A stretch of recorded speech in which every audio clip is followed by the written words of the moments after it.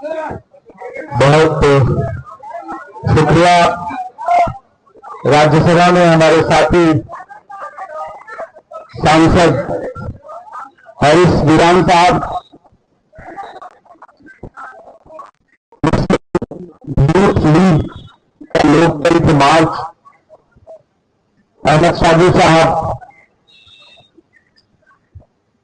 बाकी मेरे सारे इंडियन यूनियन मुस्लिम लीग के अलग अलग स्टेट के जो पदाधिकारी बैठे हैं और सामने जो जमहूरियत को बचाने की जिद लेकर के यहां हमारे बुजुर्ग नौजवान साथी माएं बहनें मौजूद हैं।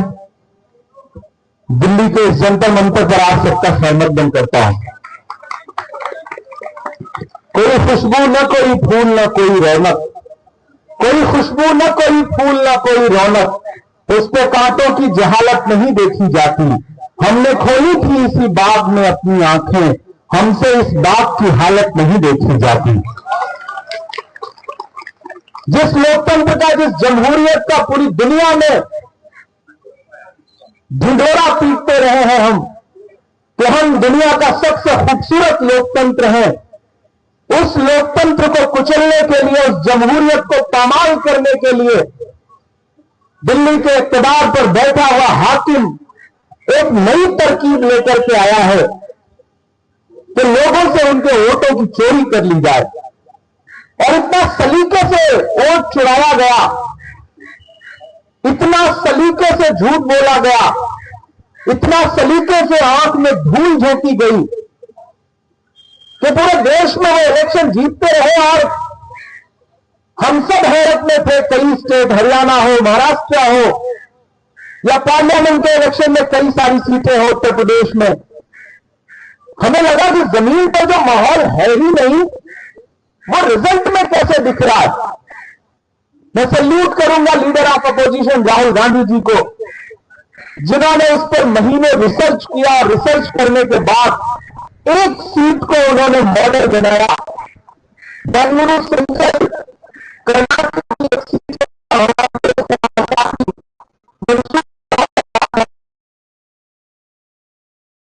महादेवपुरा एक असेंबली है जहां वो बड़े मार्जिन से चुनाव, उस असेंबली में हारा और उसकी वजह से वो लोकसभा का चुनाव हार गया। राहुल गांधी जी ने इस पर पूरा रिसर्च किया। रिसर्च करने के बाद जब एक दिन उन्होंने कहा कि मैं एटम बम फोड़ने चल रहा हूं, मुझे याद है कि हम कुछ लोग राहुल जी से मिलने के लिए उस दिन 10 जनपद पे थे, तो वहां उन्होंने एक छोटा सा प्रेजेंटेशन उस प्रेस कॉन्फ्रेंस से पहले हम लोगों को दिखाया था और बताया कि किस तरह से जमहूरियत में वोट चोरी की जा रही है। मैंने कहा सर ये वोट चोरी नहीं है, बल्कि ये तो वोटों की डकैती है जो सरकार कर रही है। और राहुल जी ने उसके बाद जो पूरे देश में एक मोमेंटम खड़ा किया, मैं उसके लिए उनको सैल्यूट करूंगा। और इंडियन यूनियन मुस्लिम लीग के जो यूथ विंग के साथी हैं उनको सैल्यूट करूंगा कि वो केरला से चल करके दिल्ली के जंतर मंतर पर जो सिंबल है प्रोटेस्ट का इस देश में, ये जो जगह है वो देश को एक नई दिशा और दशा देती है, यहां से एक मैसेज जाता है। तो आईएमएल के साथियों ने यह फैसला किया कि वो दिल्ली के जंतर मंतर पर आएंगे और लोकतंत्र को बचाने के लिए एक यहां पर प्रोग्राम करेंगे, लोकतंत्र की महफूजियत के लिए एक मार्च करेंगे। और आज आप बड़ी तादाद में इस तपती दोपहरी में भी यहां इकट्ठा है। मुझे हुक्म हुआ साथियों का कि आपको हाजिर होना है। मैं पंजाब के कांग्रेस पार्टी के साथियों के साथ एक मीटिंग में था, लेकिन मुझे लगा कि यह मेरा फर्ज है कि मैं हाजिर हो जाऊं। महान बादशाह सिकंदर ने जब यूनान फतेह किया तो जीत का जश्न मनाने के लिए उस शहर की सड़कों पर निकला, तो उसने देखा कि पूरा शहर उसकी जीत का जश्न मना रहा है, लेकिन एक फकीर इंसान सड़क के किनारे बेसुध होकर के चादर तान के सो रहा है। सिकंदर अपने घोड़े से जा रहा था, उसने देखा कि शहर जश्न मना रहा है, एक आदमी अकेला सड़क के किनारे। सिकंदर को गुस्सा आया। सिकंदर अपने घोड़े से उतर करके उस सोते हुए फकीर के पास गया और गुस्से में उसे जोर की एक लात मारी और लात मार के कहा कि क्यों रे फकीर, मैंने यूनान फतेह कर लिया, लोग जश्न मना रहे हैं और तू सो रहा है। उस फकीर ने उन्हीं आंखों से सिकंदर की तरफ देखा और देख करके कहा कि शहर जीतना बादशाहों का काम है, लेकिन लात मारना गधे का काम है। तो क्या खुदा की कायनात में इंसानों की इतनी कमी हो गई है जो उसने बादशाह गधे के हाथ में सौंप दी, जो लात मार रहा है? दरअसल जमहूरियत में जब वोटों की डकैती होती है, वोटों की चोरी होती है, तो वो सिर्फ आपके एक वोट की चोरी भर नहीं है, वो आपके उस हुकूक की चोरी है, उस हक की चोरी है जिसका फर्ज था कि हुकूमत पूरा करे।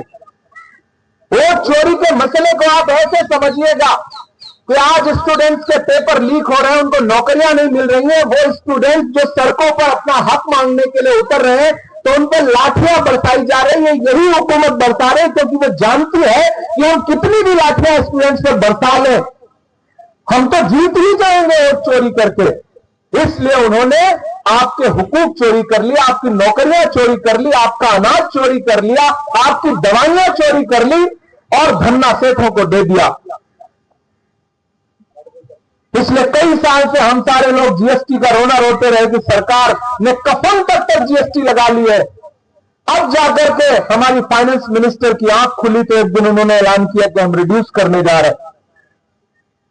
तो साथियों, ये लड़ाई बहुत बड़ी है और बिहार में हमने इसको अपनी आंखों से देखा है कि राहुल गांधी जी ने और पूरा इंडिया ब्लॉक ने जिस तरह से वोटर अधिकार यात्रा शुरू की और वो बाद में एक इंकलाब में बदल गई। वो यात्रा शुरू तो हुई थी वोटर अधिकार यात्रा के नाम से, लेकिन जिस दिन खत्म हुई वो यात्रा पटना में, तो ऐसा लग रहा था कि पूरा इंडिया ब्लॉक वहां पर इकट्ठा है, सारी पार्टियां वहां पर इकट्ठा है और पूरा बिहार एक आवाज में कह रहा है कि हम वोट चोर को और वोटों की चोरी नहीं करने देंगे। आपका ये जो हक है,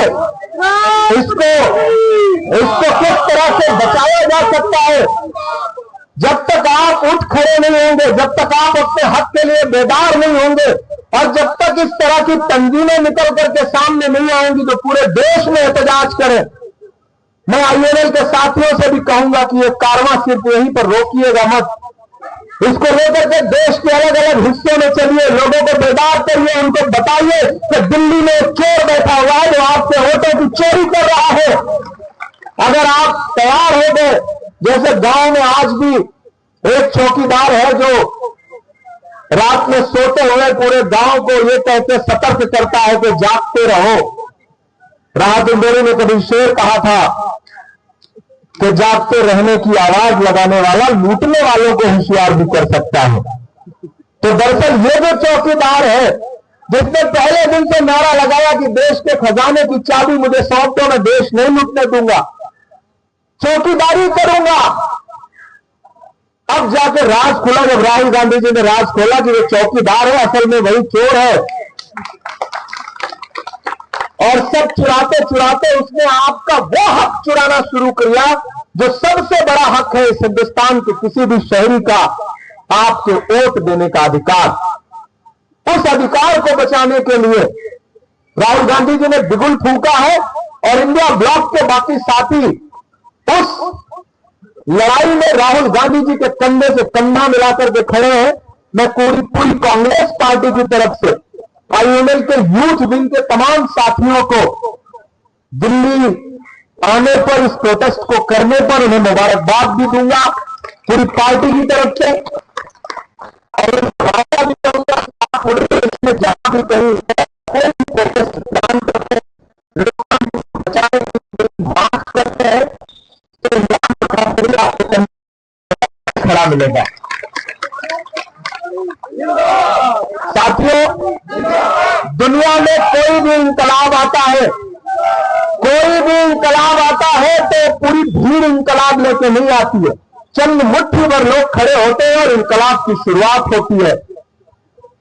महात्मा गांधी जब अकेले अंग्रेजों के खिलाफ खड़े हुए तो दुनिया को लगता था कि इतनी बड़ी ब्रिटिश हुकूमत जिसके हुकूमत में सूरज नहीं डूबता है तो दूसरी जगह दुनिया के किसी हिस्से में सूरज निकला रहता है, ऐसे अंग्रेजों के खिलाफ महात्मा गांधी एक धोती और एक लाठी में कैसे लड़ेंगे? लेकिन महात्मा गांधी ने दुनिया को वो करके दिखाया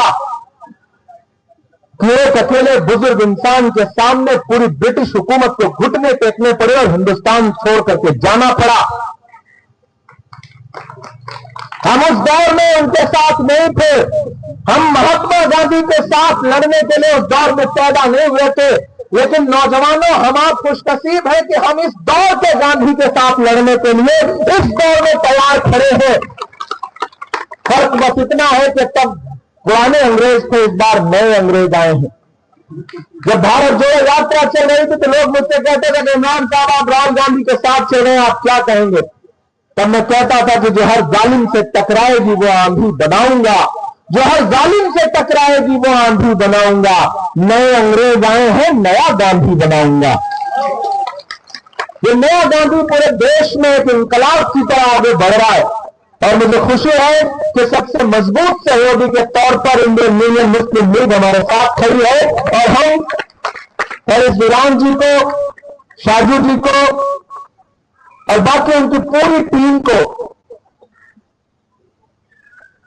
मुबारकबाद भी दूंगा, उनका शुक्रिया भी अदा करूंगा